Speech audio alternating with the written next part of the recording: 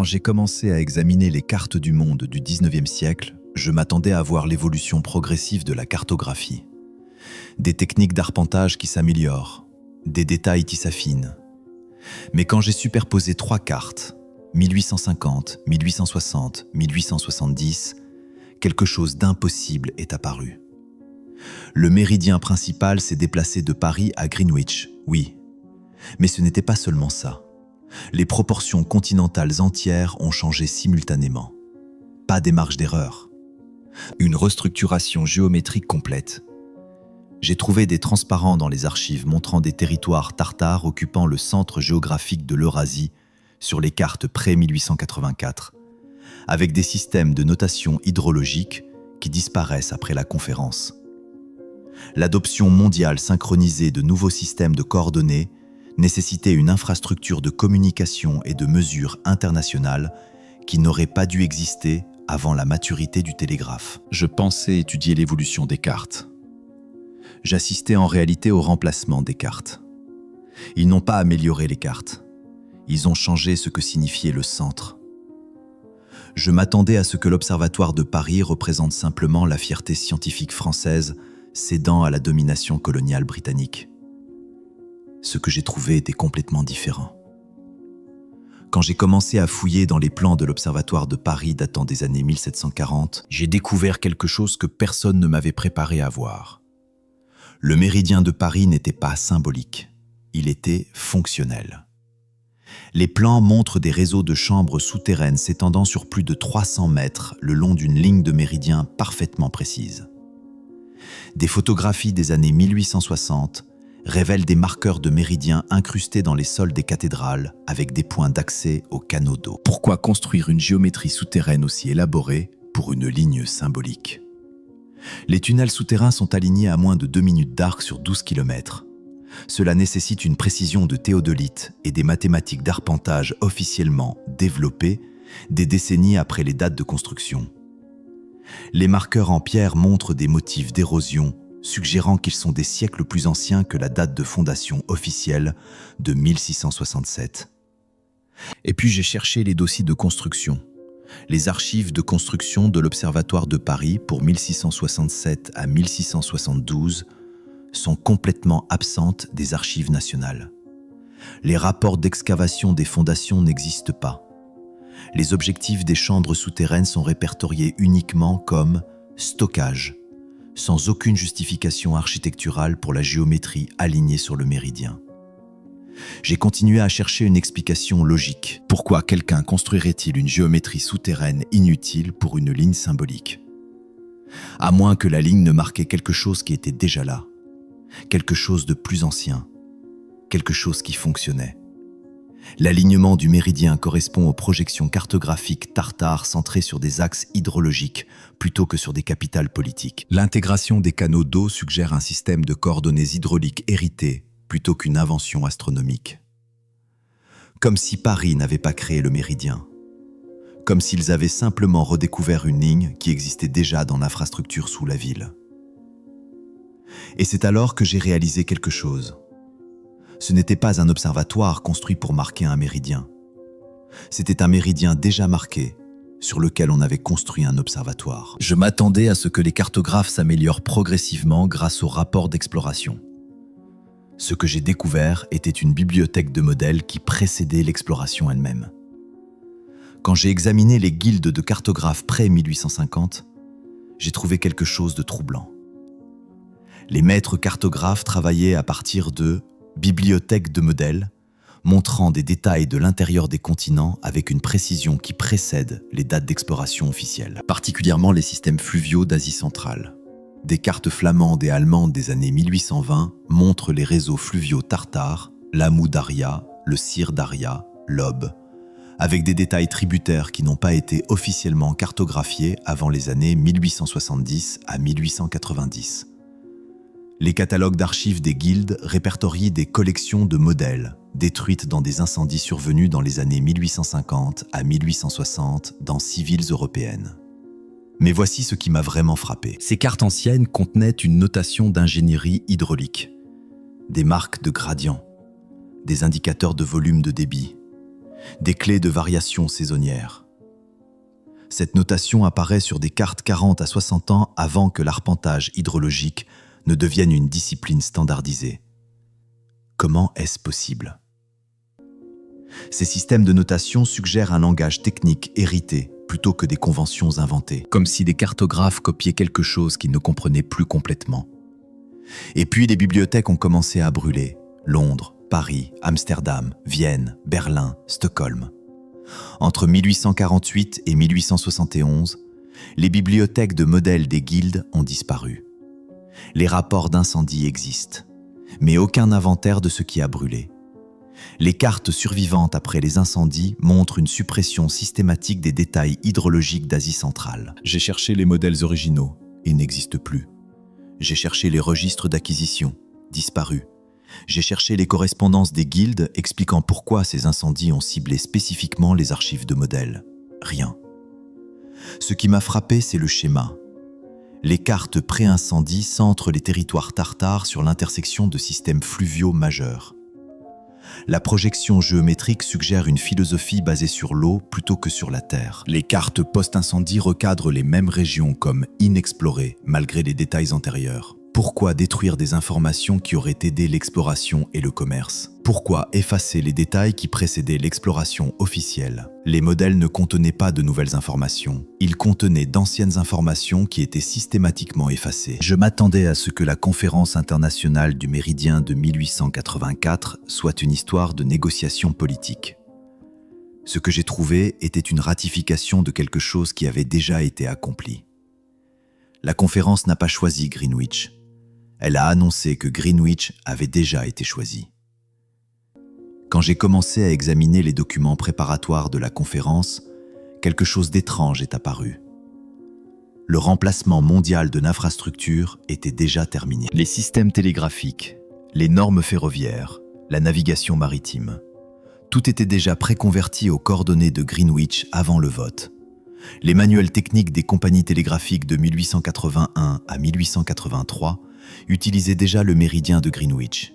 Les documents d'ingénierie ferroviaire de l'Inde, de l'Australie, du Canada montrent une conversion de coordonnées 3 ans avant l'adoption officielle. Les cartes maritimes avec les normes de Greenwich datées de 1882 dans les archives de l'amirauté britannique. Comment est-ce possible? La conversion mondiale de l'infrastructure, des milliers de stations télégraphiques, des centaines d'observatoires, des cartes maritimes sur 5 continents, terminée en moins de 3 ans. Cela nécessite un niveau de coordination impossible avec la technologie de communication des années 1880. Cela implique qu'un système parallèle préexistant ait été révélé plutôt qu'un nouveau système en cours de construction. J'ai cherché les documents expliquant cette coordination.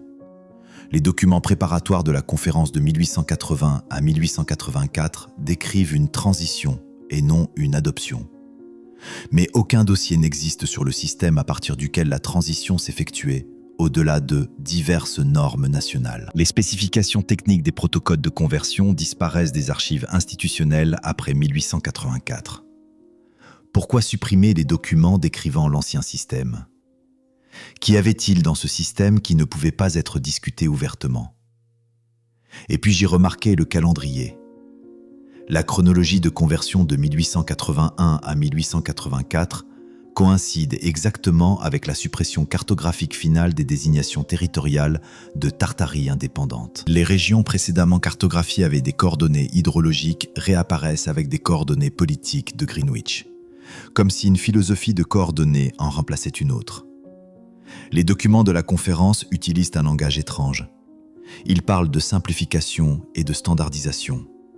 Mais simplification de quoi? Standardisation de quoi vers quoi? Les réponses ont été supprimées des archives. Ce qui reste, c'est l'infrastructure elle-même. Des milliers de kilomètres de lignes télégraphiques recalibrées, des centaines d'observatoires reconvertis, des milliers de cartes maritimes redessinées. Tout cela accompli avant que la conférence ne se réunisse officiellement. La conférence n'a pas choisi Greenwich. Elle a documenté que le choix avait déjà été fait. Par qui? Quand? Pourquoi de manière si coordonnée? Ces questions n'ont pas de réponse dans les archives officielles, seulement des absences. seulement du silence. Je m'attendais à voir les territoires tartares rétrécir progressivement à mesure que les empires russes et chinois s'étendaient. Ce n'est pas ce qui s'est passé. Entre 1860 et 1870, des millions de kilomètres carrés de territoire ont simplement disparu des cartes. Pas rétréci, disparu. J'ai placé côte à côte des cartes de 1855 et de 1865 des mêmes éditeurs, Stiller, Johnston, Rand McNally. Les territoires étiquetés Tartarie sur les cartes de 1855 étaient tout simplement absents des cartes de 1865, remplacés par des espaces vides. Ces espaces ont ensuite été remplis dans les années 1870 à 1880 avec des frontières politiques entièrement nouvelles. Mais voici ce qui était impossible. Les caractéristiques géographiques ont changé. Les rivières principales apparaissent dans des positions différentes entre les éditions. Les chaînes de montagnes se déplacent. Les centres urbains montrés sur les cartes des années 1850 sont absents des cartes des années 1870, puis réapparaissent dans les années 1880 dans de nouveaux emplacements, déplacés de 50 à 100 km. Comment une rivière change-t-elle de position entre les éditions cartographiques ? Comment une ville se déplace-t-elle de 100 km ? Cela ne suggère pas une précision améliorée. Cela suggère des modèles sources différents. Comme si les cartographes des années 1850 copiaient un ensemble de modèles et les cartographes des années 1870 copiaient un ensemble complètement différent. J'ai cherché les correspondances des éditeurs de 1860 à 1875 concernant les sources de cartes asiatiques. Détruites ou perdues dans les grandes maisons cartographiques, les dossiers d'arpentage géographique impérial russe pour l'Asie centrale de 1865 à 1875 manquent dans les archives d'État. Les cartes régionales de la dynastie Qing chinoise pour la même période et les mêmes régions sont indisponibles dans les collections historiques. Qu'est-ce qu'ils cachaient ? Les territoires supprimés correspondent précisément aux régions montrées avec des systèmes de coordonnées hydrauliques sur les cartes pré-1860. Les territoires redessinés mettent l'accent sur les frontières politiques plutôt que sur les caractéristiques hydrologiques. Cela suggère le remplacement d'une conception territoriale basée sur l'eau par une conception politique basée sur la terre. J'ai continué à chercher une explication. Peut-être que les premières cartes étaient simplement erronées. Mais alors pourquoi supprimer les correspondances de l'éditeur ? Pourquoi les documents d'arpentage russes manquent-ils pour précisément cette période ? Pourquoi les cartes chinoises sont-elles indisponibles ? Les preuves de suppression sont plus complètes que les preuves cartographiques elles-mêmes. Et cela m'amène à la question qui a tout changé pour moi. Que cartographiait-il avant 1860 qui ne pouvait pas être montré après 1870 ? Qu'y avait-il dans ces territoires qui nécessitaient non seulement une suppression, mais une réinvention géographique complète ? Et c'est exactement là que commence le chapitre suivant. Parce que ce qui était sur ces cartes n'était pas seulement des frontières politiques, c'était quelque chose de beaucoup plus grand. Je m'attendais à ce que la cartographie des rivières d'Asie centrale montre un raffinement progressif. Ce que j'ai trouvé était un système de canaux qui a disparu. Les cartes pré-1860 montrent des réseaux de canaux étendus reliant les systèmes lacustres de la Caspienne, de l'Aral et de Balkhash. Des réseaux de plus de 200 km avec notation d'écluses et indicateurs de direction de débit. Ces canaux disparaissent des cartes ultérieures, non pas parce qu'ils étaient des erreurs, mais parce que l'infrastructure physique était détruite et enterrée pendant la même période. Des cartes des années 1820 à 1840 montrent des systèmes de canaux avec des largeurs de plus de 100 mètres, des profondeurs de 5 à 8 mètres, un gradient maintenu sur des centaines de kilomètres. Des rapports d'ingénierie militaire russe des années 1870 décrivent des terrassements anciens en cours de déblaiement et de comblement dans ces mêmes régions. Des photographies archéologiques des années 1890 à 1900 montrent des canaux enterrés bordés de pierres à l'échelle correspondante aux représentations cartographiques antérieures. Comment explique-t-on cela ? L'ingénierie des canaux à l'échelle montrée représente une réalisation hydraulique au-delà des capacités documentées de l'Asie centrale du XIXe siècle. Les techniques de revêtement en pierre et les mécanismes d'écluse dans les preuves archéologiques montrent une maçonnerie de précision incompatible avec le récit historique régional. J'ai cherché les dossiers d'arpentage des canaux. Les dossiers d'arpentage des canaux de l'Empire russe de 1850 à 1880 existent dans les listes de catalogues, mais les documents physiques sont indisponibles. Des rapports du corps d'ingénieurs militaires sur les opérations de déblaiement des terrassements de 1865 à 1885 manquent dans les archives militaires. Les études hydrologiques sur la connectivité Aral-Caspienne pré-1860 ont été détruites dans l'incendie des archives de Pétrograd en 1919. Pourquoi ces documents spécifiques manquent-ils ? Pourquoi les rapports militaires sur le déblaiement des terrassements sont-ils absents ? Qu'est-ce qui était dans ces canaux qui ne pouvait pas être documenté ? Les réseaux de canaux sur les premières cartes s'alignent avec les frontières territoriales tartares. Ils suggèrent une civilisation organisée autour de la connectivité hydraulique plutôt que de la conquête territoriale. La suppression des cartes coïncide avec la destruction physique de l'infrastructure. Cela suggère un effacement systématique des preuves. J'ai continué à creuser. J'ai trouvé des références dans les journaux d'ingénieurs russes des années 1870. Ils décrivent le comblement de structures anciennes. Ils mentionnent des dimensions impossibles. Ils utilisent des termes comme « héritage d'une civilisation antérieure ». Puis ces références s'arrêtent. Après 1875, le langage change. Les structures deviennent simplement terrassements naturels. Les canaux deviennent lits de rivières anciennes. Le langage lui-même a été normalisé pour cacher ce qu'ils trouvaient réellement. Ils n'ont pas cartographié les rivières de manière incorrecte. Ils ont cartographié des rivières qui étaient effacées. Et c'est alors que j'ai réalisé que ce n'était pas seulement les cartes. C'était le monde lui-même qui était redessiné. Je m'attendais à ce que l'évolution des projections cartographiques soit une histoire de raffinement géométrique. Ce que j'ai découvert était une guerre mathématique. Les projections pré-1850 utilisent des principes géométriques non standards qui centrent les cartes mondiales sur des caractéristiques hydrologiques, confluences de rivières, systèmes lacustres, plutôt que sur des capitales politiques ou des pôles magnétiques. Ces projections disparaissent complètement de la littérature technique après 1870. J'ai trouvé des traités cartographiques néerlandais et allemands de 1780 à 1840 décrivant des méthodes de projection de centrage hydraulique. Des cartes des années 1830 utilisant ces projections montrent les territoires tartares au centre géométrique avec des mesures de distance radiale basées sur la connectivité du système hydraulique. Et puis j'ai trouvé quelque chose d'étrange. Des manuels cartographiques post-1870 avec une pagination identique, mais les chapitres de projection hydraulique physiquement supprimés. On peut voir les écarts de reliure. Les pages ont été retirées. Pourquoi retirer physiquement des chapitres de manuels techniques ? Qu'est-ce qui était dans ces mathématiques qui ne pouvaient pas être autorisées à rester ? Les mathématiques de projection hydraulique nécessitent des données complètes sur les volumes des rivières mondiales, les variations saisonnières, la connectivité des bassins versants. Ces données sont officiellement indisponibles jusqu'au XXe siècle. Pourtant, les formules dans les textes pré-1850 produisent des mesures de distance précises entre les systèmes hydrauliques. Cela suggère l'accès à un ensemble de données impossibles. J'ai cherché les textes originaux. Les dossiers de la bibliothèque de l'Institut cartographique néerlandais montrent l'acquisition dans les années 1860 de manuscrits techniques pré-1800.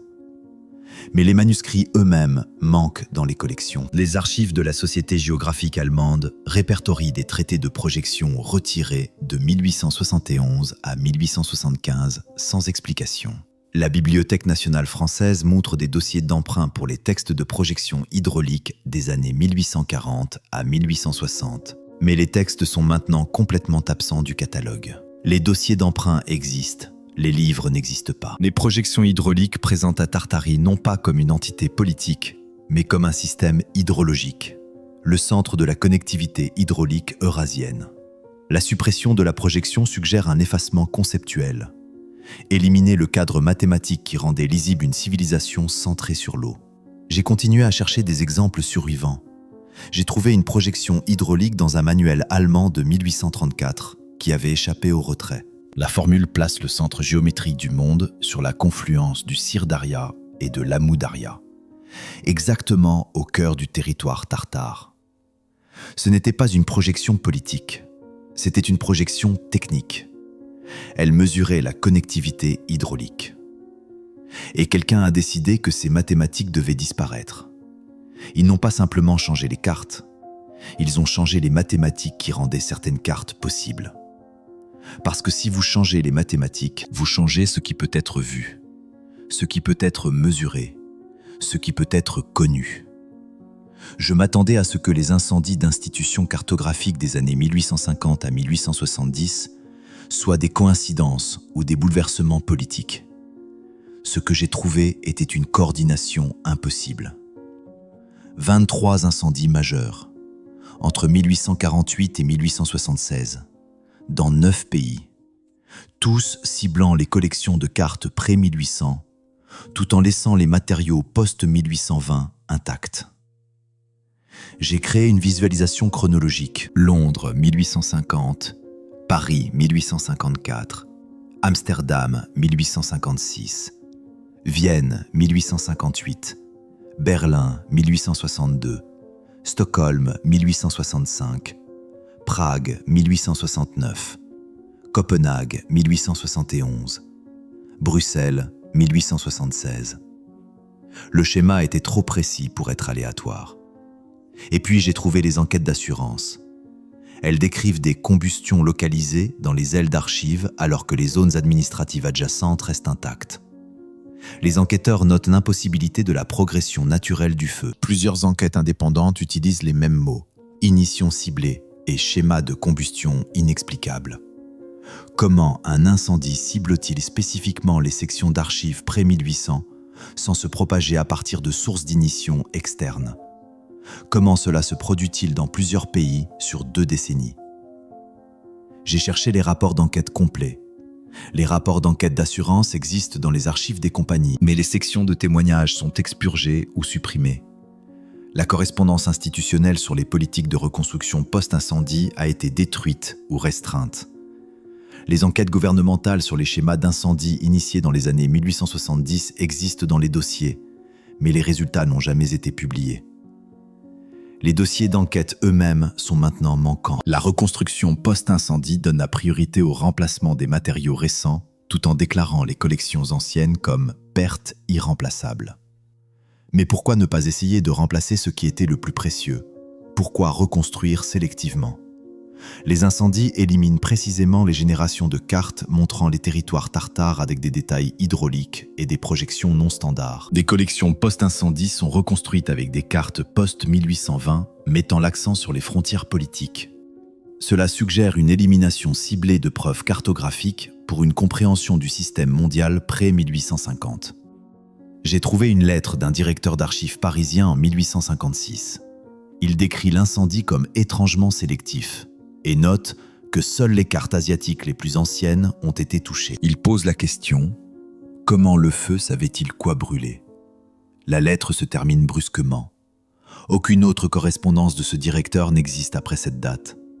J'ai cherché son dossier de carrière. Il a quitté le poste en 1857. Aucune explication, aucun transfert, aucune mention ultérieure dans les archives institutionnelles. 23 incendies, 20 ans. Tous détruisant le même type de preuves, tous laissant les preuves plus récentes intactes, tous suivis d'une reconstruction sélective qui excluait exactement ce qui avait été perdu. Qu'était-il si déterminé à effacer?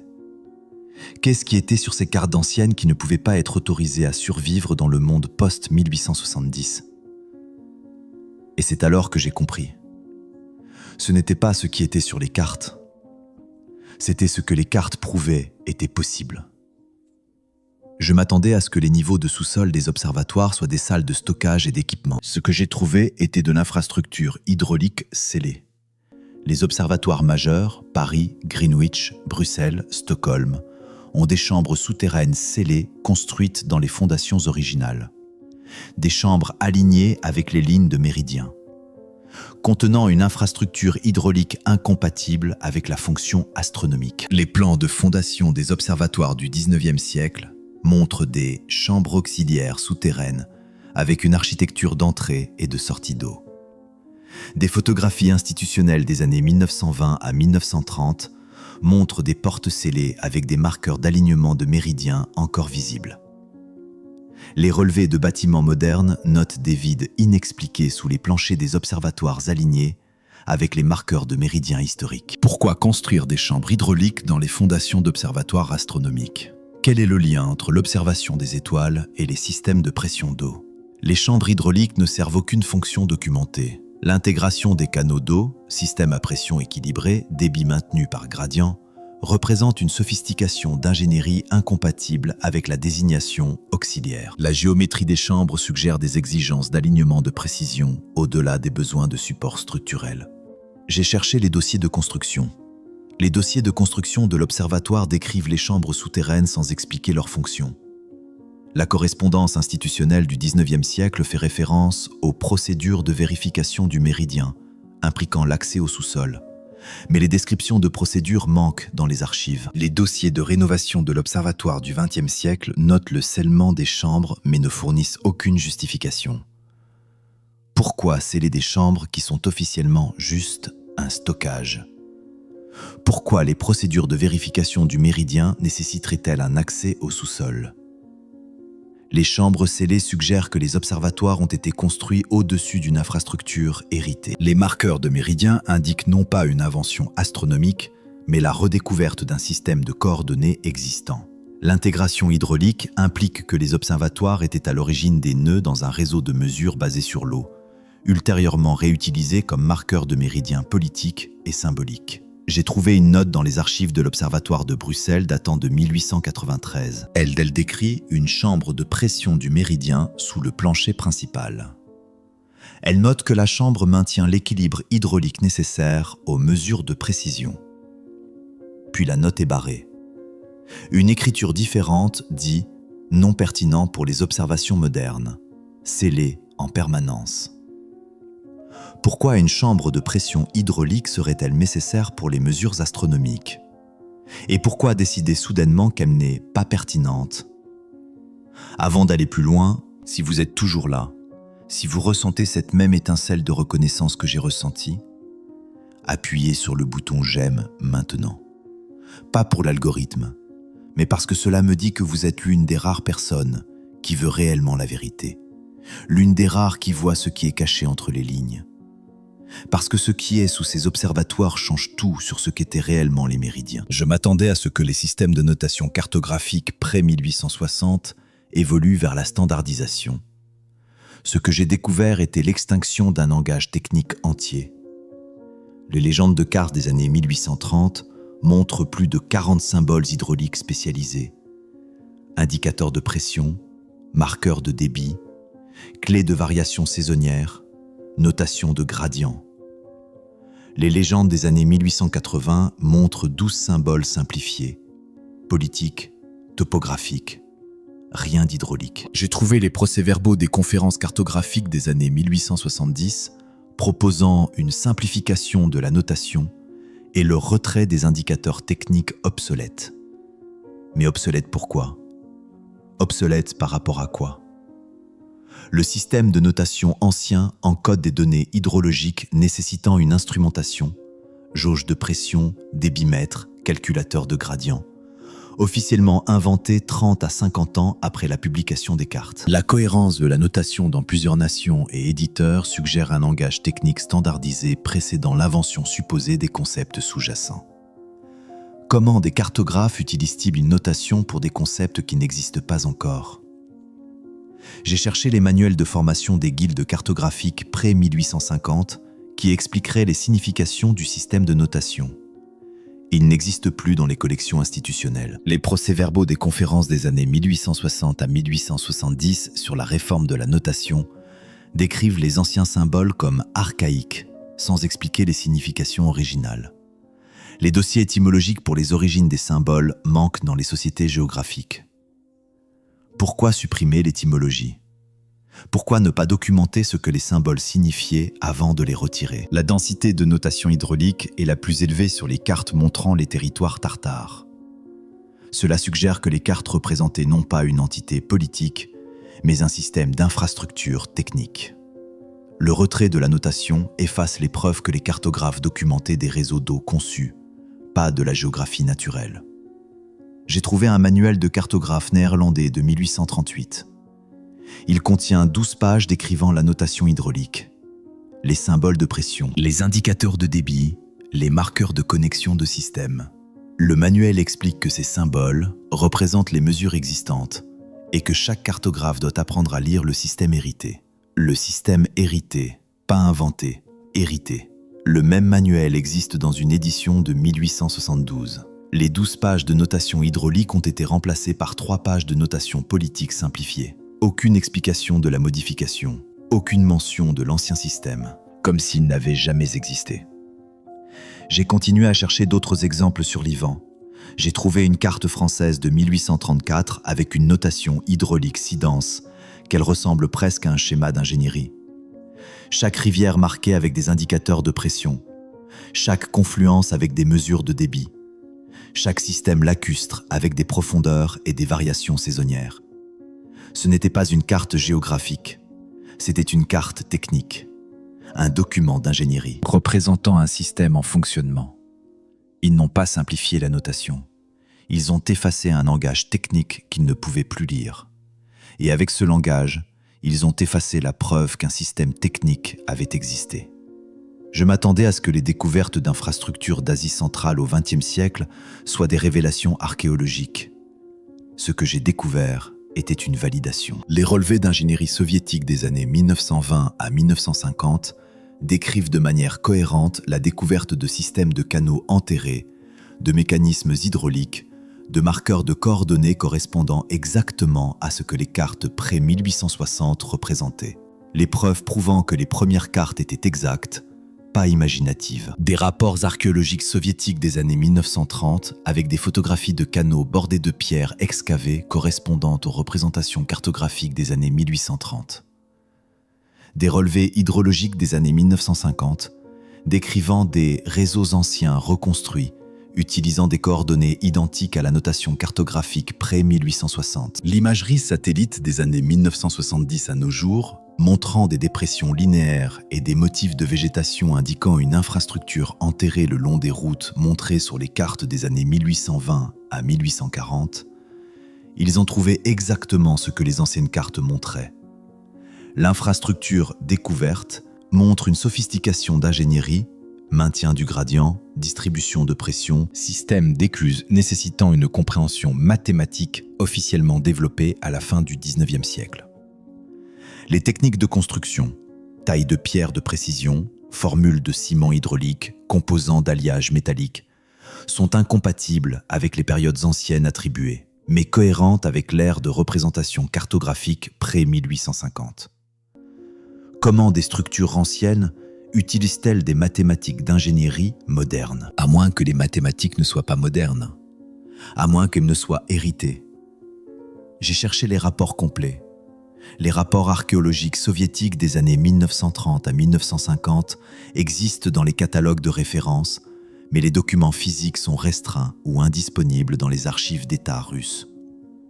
Les données de relevés hydrologiques collectées de 1945 à 1960 décrivant l'étendue de l'infrastructure sont classifiées et jamais publiées. L'accès académique post-1991 aux données de relevés pré-1960 est systématiquement refusé. Pourquoi classifier les données de relevés d'infrastructures anciennes? Qu'y a-t-il dans ces rapports qui ne peut pas être rendu public? J'ai trouvé un résumé de rapport de 1937 dans un index soviétique. Il décrit un système de canaux excavés près de l'Aral. Les dimensions correspondent exactement à une carte néerlandaise de 1828. Le rapport note que le système est entièrement fonctionnel après le déblaiement et que les techniques de construction dépassent les capacités régionales connues. Le rapport se termine par « classification recommandée, implication pour la compréhension historique trop significative ». Trop significatif pourquoi? Pour qui?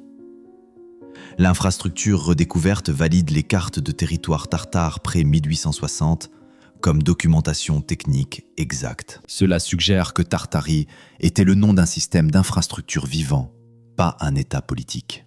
Les preuves soviétiques prouvent que l'effacement cartographique systématique des années 1860 à 1880 couvrait une civilisation fonctionnelle, ne corrigeait pas des erreurs de cartographie. Ils ont trouvé exactement ce que les anciennes cartes montraient.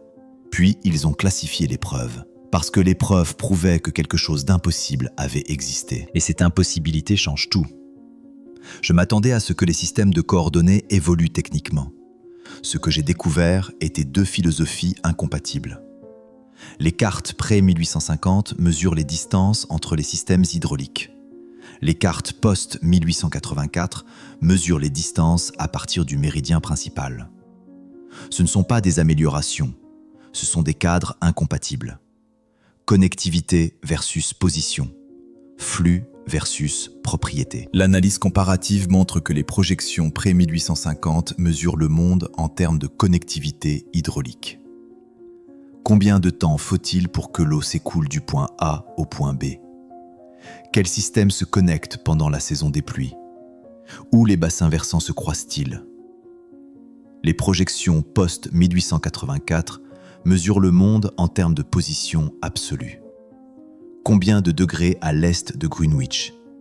Combien de degrés au nord de l'équateur? J'ai trouvé des débats de société géographique des années 1870 décrivant explicitement l'ancien système et le nouveau système comme des cadres incompatibles nécessitant un remplacement complet. Des traités philosophiques des années 1880 à 1890 décrivant le changement de système de coordonnées comme un changement épistémologique. Un changement épistémologique. Pas une amélioration technique. Un changement dans la façon dont nous savons. Le système de coordonnées hydrauliques nécessite des données en temps réel sur le comportement du système hydraulique. Changement de débit saisonnier, variation de pression, changement de connectivité, pour maintenir la précision. Cela implique qu'une civilisation pré-1850 avait une infrastructure de surveillance pour un réseau hydrologique à l'échelle continentale. Impossible avec la technologie documentée. À moins que la technologie documentée ne soit pas toute la technologie qui existait. Les débats de société géographique des années 1870 à 1880 sur la philosophie des coordonnées sont préservés dans les procès-verbaux des réunions, mais les annexes techniques décrivant les mathématiques de l'ancien système ont été supprimées des copies d'archives. Les traités philosophiques discutant du changement de paradigme publiés dans les années 1880 à 1900 sont systématiquement exclus des compilations d'histoire cartographique du XXe siècle. Pourquoi exclure les discussions philosophiques? Pourquoi supprimer les annexes mathématiques? Qu'y avait-il dans l'explication de l'ancien système qui ne pouvait pas rester? J'ai trouvé un traité de 1889 par un cartographe allemand. Il décrit le système de coordonnées hydrauliques comme mesurant ce qui coule, par opposition au système de Greenwich, mesurant ce qui reste. Il écrit « L'ancien système comprenait le monde comme processus. Le nouveau système comprend le monde comme propriété. Processus versus propriété. » La philosophie de coordonnées hydrauliques présente la civilisation tartare comme organisée autour de la gestion du système hydraulique plutôt que du contrôle territorial. Le système de Greenwich remplace la mesure de connectivité par la mesure de possession. Le changement de coordonnées représente une conquête conceptuelle, rendant une civilisation centrée sur l'eau littéralement non cartographiable dans le nouveau cadre. Vous ne pouvez pas cartographier ce que votre système de mesure ne peut pas voir. Ils n'ont pas amélioré la façon dont nous mesurons le monde. Ils ont changé ce pourquoi nous mesurons le monde. Et ce changement a rendu une civilisation entière invisible. Je m'attendais à ce que la littérature d'ingénierie de la fin du XIXe siècle soit triomphaliste. Une célébration du progrès technologique. Ce que j'ai trouvé était une admission. Les journaux d'ingénierie des années 1870 à 1890, russes, britanniques, allemands, utilisent un langage cohérent. Restauration des travaux anciens, réhabilitation des systèmes existants, reconstruction basée sur l'infrastructure découverte. Les ingénieurs admettaient qu'ils reconstruisaient des systèmes qu'ils trouvaient, n'inventent pas de nouveaux systèmes. Les preuves photographiques des projets montrent des ingénieurs travaillant sur des canaux bordés de pierres préexistants, pas d'excavation vierge. Restauration d'infrastructures existantes. Les spécifications techniques dans les rapports d'ingénierie décrivent des tolérances et des matériaux cohérents avec la découverte d'infrastructures plutôt que la conception d'infrastructures. Pourquoi utiliser le mot restauration si vous construisez quelque chose de nouveau? Pourquoi réhabiliter des systèmes plutôt que construire des systèmes? L'infrastructure restaurée fonctionne immédiatement à une échelle impossible pour les systèmes nouvellement construits. Cela suggère que les ingénieurs réactivaient effectivement des réseaux existants. Les spécifications techniques décrivent la découverte plutôt que la conception. J'ai cherché les rapports de projet complets. Les rapports de projet d'ingénierie des années 1870 à 1910 décrivant la découverte d'infrastructures existent, mais les annexes techniques avec les données de relevé, les mesures, l'analyse des techniques de construction anciennes manque dans les archives institutionnelles. La correspondance entre ingénieurs discutant explicitement de la nature de systèmes hérités des projets a été supprimée des collections. Pourquoi supprimer l'analyse technique? Qu'ont découvert les ingénieurs sur l'infrastructure ancienne qui ne pouvait pas être documentée? J'ai trouvé une lettre de 1883 d'un ingénieur britannique en Inde. Il décrit un projet de canal comme la restauration d'un système découvert intact. Il écrit « Nous n'avons fait qu'enlever la terre. Le canal sous-jacent était parfait, les écluses fonctionnelles, le gradient maintenu. Comme si les constructeurs originaux connaissaient des mathématiques que nous redécouvrons seulement maintenant. Comme si les constructeurs originaux connaissaient des mathématiques que nous redécouvrons seulement maintenant. » La chronologie de la littérature d'ingénierie révèle que la restauration d'infrastructures se produit précisément pendant la période d'effacement cartographique tartare. Cela suggère un paradoxe. La même civilisation effaçant la Tartarie des cartes reconstruisait simultanément l'infrastructure tartare. Cela implique la prise de contrôle d'un système fonctionnel plutôt que la découverte de ruines. Pas l'archéologie, la conquête. Et cela m'amène à la question finale. S'il la reconstruisait dans les années 1880, qui l'a construite à l'origine? Qui possédait les mathématiques que les ingénieurs redécouvraient seulement? Qui a construit des systèmes si parfaits qu'ils ne nécessitaient que le retrait de la Terre pour refonctionner? Et c'est exactement là que commence le chapitre final. Parce que la réponse à qui l'a construit change tout sur qui nous sommes. Je m'attendais à terminer cette enquête avec des réponses. Ce que j'ai trouvé était une question plus profonde.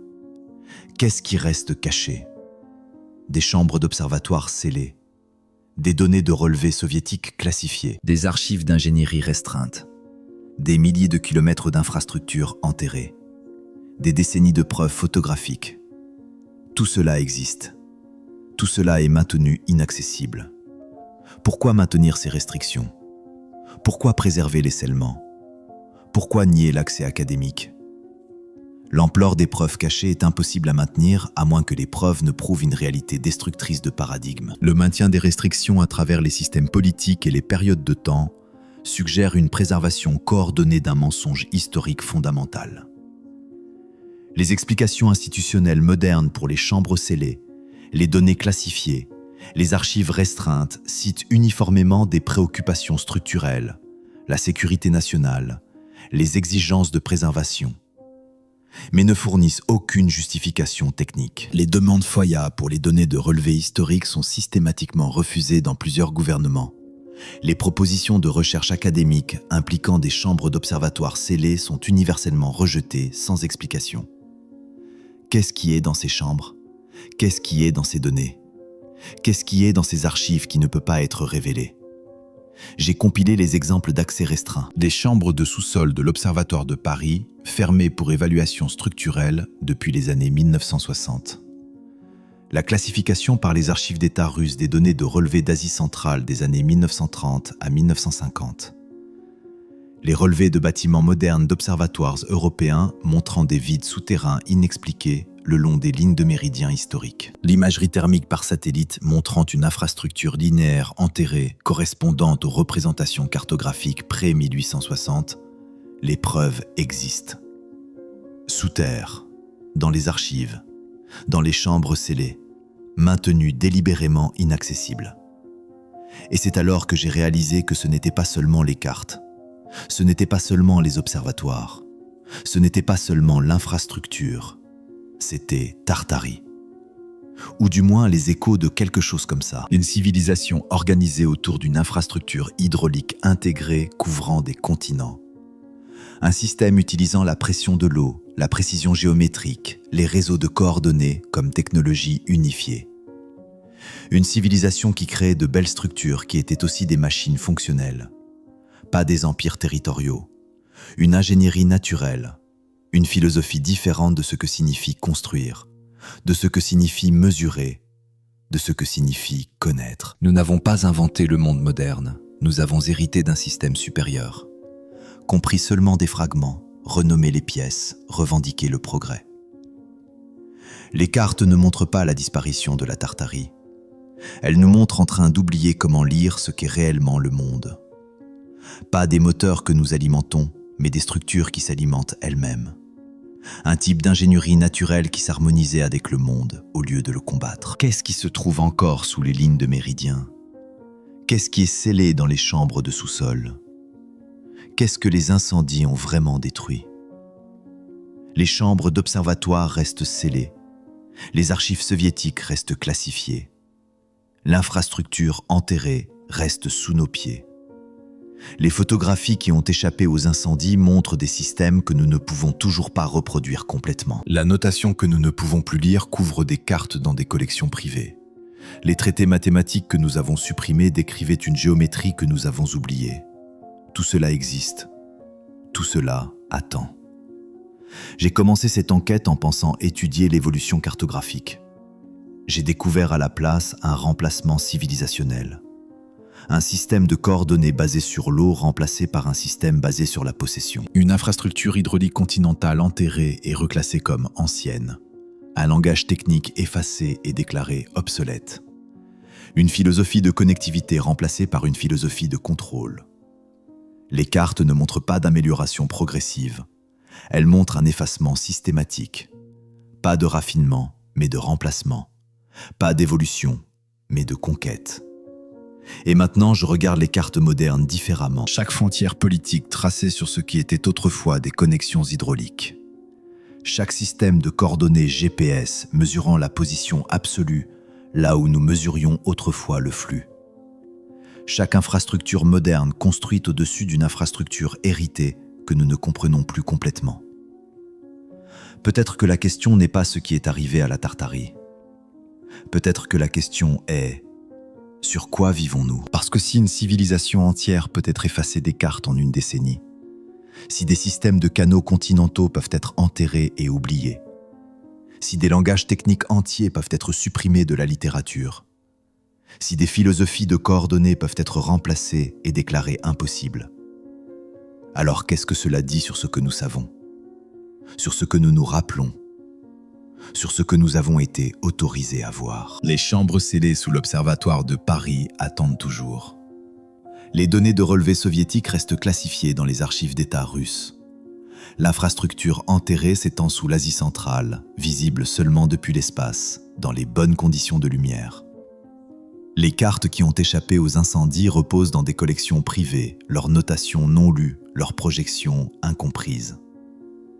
Peut-être que le monde avant nous était bien plus avancé. Pas avec notre type de technologie, mais avec un type d'ingénierie naturelle que nous ne comprenons plus. Un système qui s'harmonisait avec les processus hydrauliques au lieu de les combattre. Une civilisation qui mesurait la connectivité au lieu de la possession. Et peut-être que tout ce qui reste de cette civilisation est enterré sous nos pieds, scellé dans les sous-sols, classifié dans les archives, effacé des cartes, attendant que quelqu'un se souvienne de regarder. Parce que si c'est ce qui a survécu sous une ligne, imaginez ce qui dort encore sous le reste. Ceci conclut le documentaire, mais l'enquête ne fait que commencer.